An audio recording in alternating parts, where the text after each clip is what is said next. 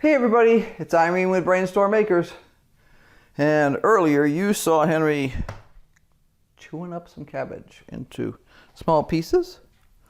And this is going to become our next batch of sauerkraut.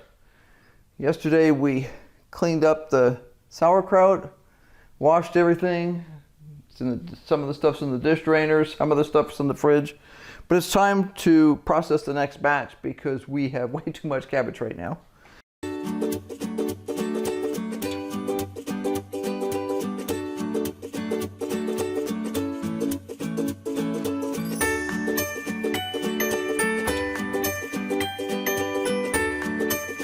What I have here is 5 pounds of shredded cabbage, and I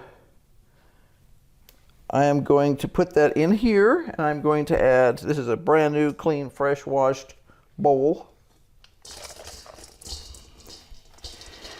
And the reason I've switched to a larger bowl is because if I try and mash it in that little bowl, I'm going to wind up wearing a lot of cabbage. And I will check it over as I go through to make sure there's no dark spots or anything else like that, because I always do that. And I also don't want big pieces like this. They won't ferment at the same rate as everybody else.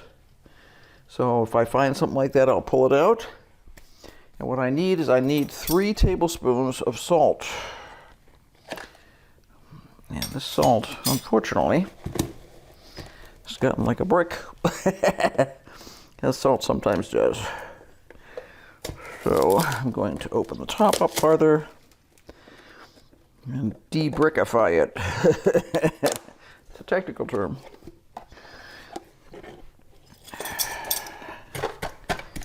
Yeah. It's not bad, not in comparison to, say, if we lived in South Carolina or something like that, but I need 3 tablespoons of salt.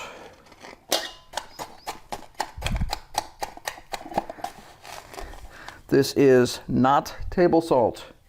It does not contain any fillers, any sugar, any anti-caking materials.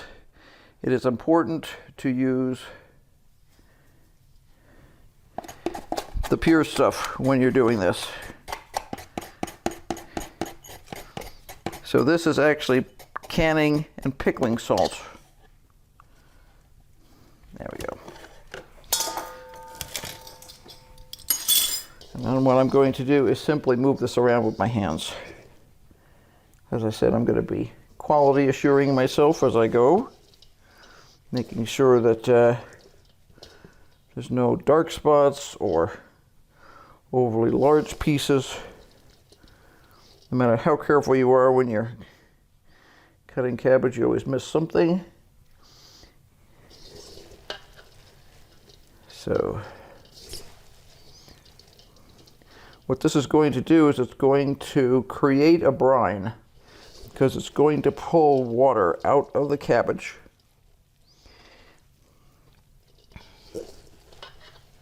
In fact, people who are storing cabbage will warn you not to wait until your cabbage is too old sometimes, because if it has started to dry out, you'll have a hard time making it produce brine. And it means you're going to have to add more water to it with salt in order to make the process work. You really don't want to do that. You're making brine out of the cabbage juice. You're not adding a bunch of other stuff to it. You want your cabbage to be relatively consistent when you're doing this, because you want it to ferment the same rate. You don't want some pieces to go faster than another.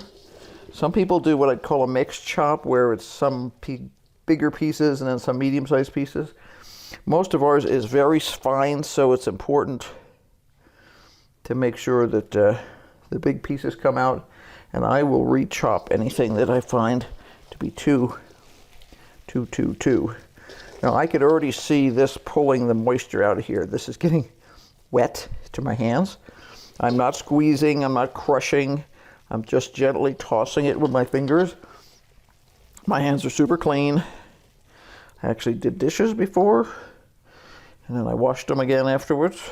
I can hear the wetness, which is cool.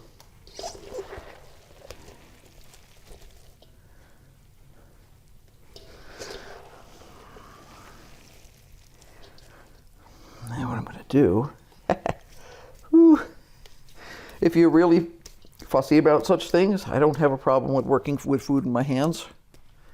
If you don't like that, you could always wear sanitary gloves like they use for food serving. I'm gonna rinse off the knife here. This is one of the knives that Henry used for actually trimming things up. I'm gonna pull anything out of here. There's a few brown spots he missed. And I'm going to shred anything else fine.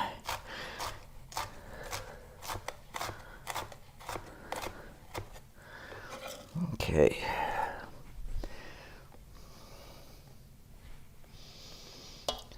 I'd rather do this sort of thing now, before we ferment, than have to pull out stuff after we fermented. So this is just like a secondary QA when you're quality assurance, when you're doing something, somebody else goes over it.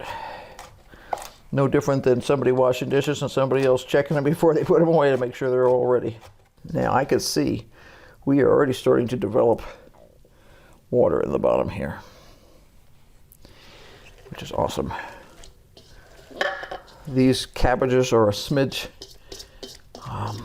well, there's more cabbage here than there was the last time we made sauerkraut, and these I think were just a smidge fresher than the last batch, so this should actually work really well.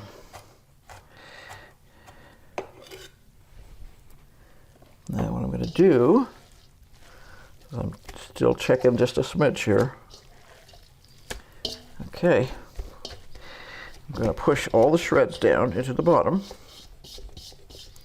because I don't want the stuff on the sides of the bowl drying out, which will happen because we live in a very dry climate. We're in northern Arizona at about 5,200 feet, and our normal percentage of humidity here is extremely low. It's frequently down in the teens, so yeah, better to keep things moist. I'm just sort of consolidating it, I'm not really smashing it. And then I'm going to put a plate over it. Plate just came out of the dishwasher, so I know it now. You'll see this is a porcelain plate. It is not a stoneware plate. You have to be careful if you naturally use stoneware china to make sure that it really is safe to do this with. Some of the stoneware china and stuff is extremely porous, which means it's a natural breeding ground for yeast and stuff like that. And yeah, so if it's some of the handmade stuff, save that for something else and use a porcelain plate if you have it. Okay, I'm going to let this set for about a half an hour and I'll be back. Okay, here we are again. We're back. This is the crock that we use for doing our sauerkraut. You'll notice it's upside down. It was drained in the drainer. It is sitting here all ready to go. The reason I keep it upside down until I need it is because yeast and other bacteria tends to fall down. I want this as clean as possible when I go to use it. So, there we go. There it is, spiffy, spotty clean. Oh, this is awesome. The cabbage is really wet, which is great. Means that the salt is really pulling the moisture out. I'm going to continue to peel out anything I don't like, because that's the way I do things, but this is pretty much perfect. I'm just going to put it in here and I'm going to push it down gently. I'm not going to smash it violently, but I am going to put it in there. And you'll see when you can see already how much moisture is in here. That's awesome. Last time, like I say, the cabbage I believe was a little drier because most of this was harvested either today or yesterday. And sometimes your cabbage just has more moisture in it. We also cut it a little finer. Henry cut it a little finer this time. We're experimenting with a couple of different ways of doing it, seeing what we like the results for better. You can hear it smushing. Okay. Woo!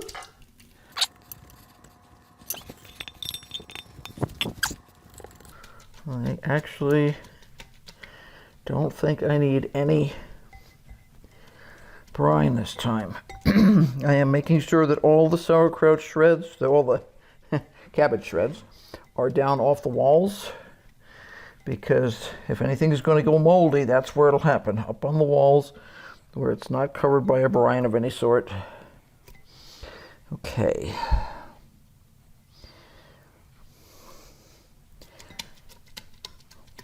And I can tell that this is going to like instantly get squishier as it goes on. I'm being super picky about anything that I don't like the look out of is coming out. Okay. Now, what I'm going to do is I have a pot here, and it's cool now. This pot contains water and 2 pieces of cheesecloth, which I have boiled in here and then allowed to cover, boiled in here and then allowed the water to cool with the lid on. So, yeah. What I'm doing is I'm completely covering the sauerkraut. Not everyone does this. We've had good luck with it. Some people have a plate or a cover of some sort that fits perfectly inside their crock. We do not. We come close, but not quite. So what I do is I use 2 pieces of, one piece goes this way and the other piece goes that way, and it rolls right up onto the walls a little bit of the, in case you're wondering, I'm making sure there's no cabbage on the walls here, because like I know from experience that's what's going to get moldy first, and we don't want that. We want to give the salt time to do its job and the natural fermentation to start taking place. And remember, this is clean drinking water that has been boiled like for several minutes, and then so if I drip some water in here, it's not a problem. This is very clean water and very clean cloth. Okay, now I have got that tucked in all the way around the edges. If it's not perfect, the world will not end. We're just trying to make sure it comes out as good as it possibly can. Now I'm going to get another clean plate here. Let's see, what one did I use last time? I think I used one of these. I'm trying to think which was the perfect size. I think it was this. And yes, it was. This has only got a tiny bit of space around the outside of it. It's like maybe a 1/4 inch on each side. Okay, now I'm going to get a clean quart container from over here. Now I am going to put a lid on that because I don't want to risk water getting poured in there. There's my lid. Smush. And I need a ring. The previous ring that was used in there got rusty, so I threw it away. Okay.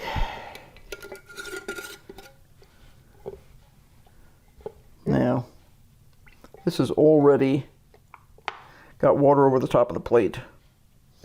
There's no cabbage floating in here. And we are good to go. This is the actual lid that goes on the whole setup. Bought it to fit this. And I'm going to put it right like that. It's going to have a tiny gap to start with, but just barely.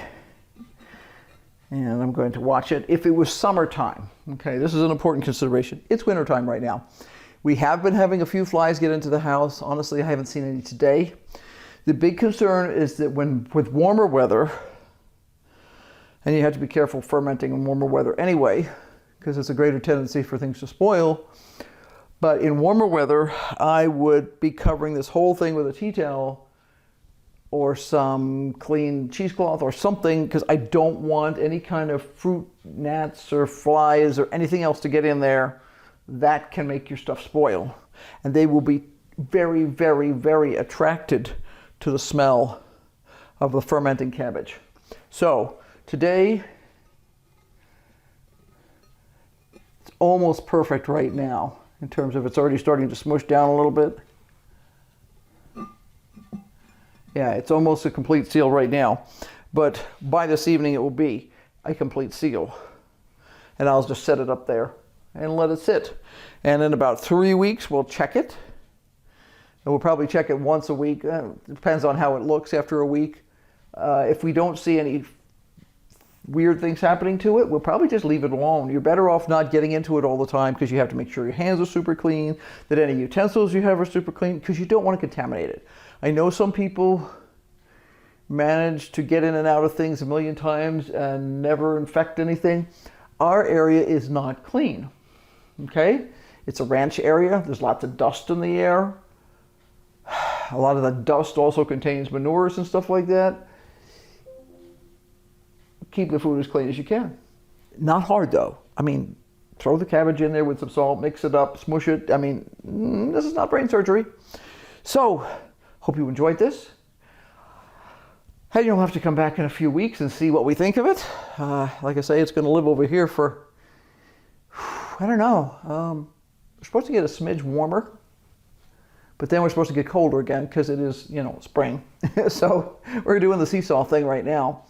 So I have no idea how long it'll be there. It'll be there at least 3 weeks and probably closer to 6. We like to get it taken care of about that time, because usually it loses some of its crispness if you let it sit too long. On the other hand, we want it to be sour enough. So it's a balancing act.